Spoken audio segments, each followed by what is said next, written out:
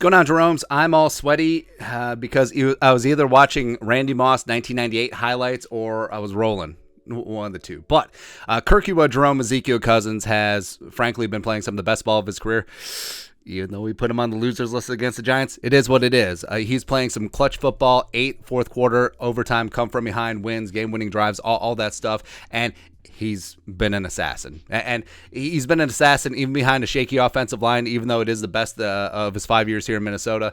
He's helping put Justin Jefferson in the MVP conversation. JJ also has a little something to do with it, but Kirk Cousins is playing some of the best ball of his career. And looking back through the annals of NFL history, there's been a couple of seasons, especially in recent memory, where a sort of nondescript, average to below average quarterback all of a sudden catches fire, like absolute heat in the playoffs. And I'm not even saying that Kirk Cousins is average. I think that he is, on a given day, a top 7 to 10 quarterback. I think that is fair. But you look back, 2012 Joe Flacco, as well as 2017 Nick Foles.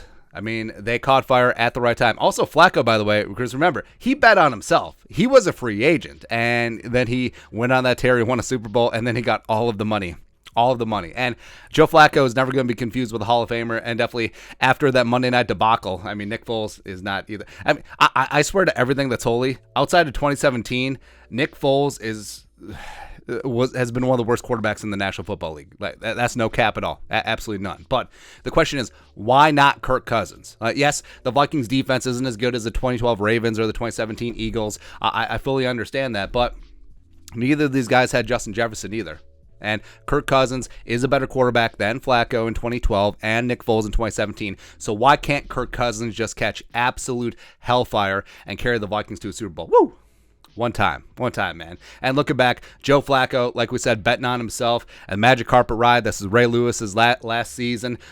One last ride. That whole thing, right? And remember, this is the Harbaugh Brothers Bowl down the Superdome where the lights went out and then the Niners came back in. But yeah, anyways, Joe Flacco went absolutely insane. I mean, Flacco had been whatever during the regular season, but in the postseason, he threw for 1,140 yards over 4 games, 11 touchdowns, 0 picks, a 117.2 quarterback rating, and an 83.6 QBR. And that's out of 100. And 50 is decent average. So QBR takes into account what you do in high leverage situations.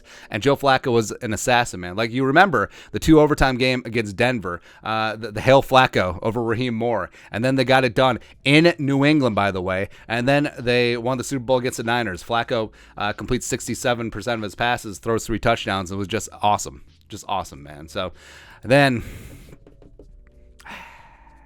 you get to Nick Foles, right? Well, whatever. Again, whatever. So 2017 playoff run. The Eagles had that 1 seed, allegedly. They beat Matt Ryan and the Falcons. Whatever. Again, whatever. Because, I mean, Julio had a chance to get his feet down in that corner of the end zone, but didn't. I mean, could have saved us a lot of trouble. I mean, NFC title game would have been Atlanta and Minnesota. What has ever gone wrong in that situation? But Foles was whatever in the Falcons game, but he threw 3 touchdowns allegedly against the Vikings, and they threw 3 touchdowns against the Patriots. Also caught Philly special. So I put up a 115.7 quarterback rating and an 83.9 QBR. That's the running theme between Foles and Flacco, is that they were getting it done in high leverage spots when their team needed it the most. So with Kirk Cousins, why not?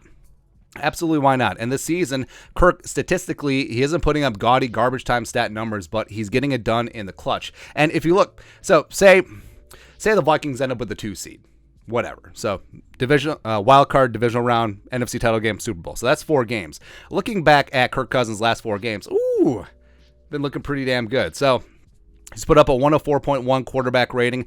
He's averaging 340 yards a game. He's got 10 touchdowns. He's got 2 picks, completing 67.5% of his passes. That's pretty damn good. That's pretty damn good, especially the way that he's been operating in the last 4 games. Like we said, against the Giants, second half against the Colts, a Lions game, he was pretty damn good, and same thing against the hellacious Jets defense. I mean, that was his down game, but whatever. He's got 2 400-yard games sprinkled in there. He's got 7 touchdowns and 2 picks over his last 2 games, and he's just dealing. He's just absolutely getting it done. So again, I say to you, why not Kirk Cousins if we get the graphic right?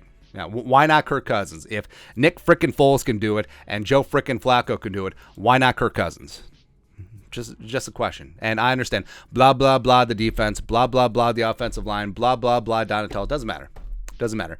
Football, in the playoffs and in the Super Bowl, it's a quarterback game. And if Kirk Cousins can all of a sudden, well, he's playing at a high level now, the best season of his career in the National Football League. If he can play above the rim for 4 games, who knows what could happen? Who knows what could happen? Plus, he's got Justin Jefferson, man. Come on.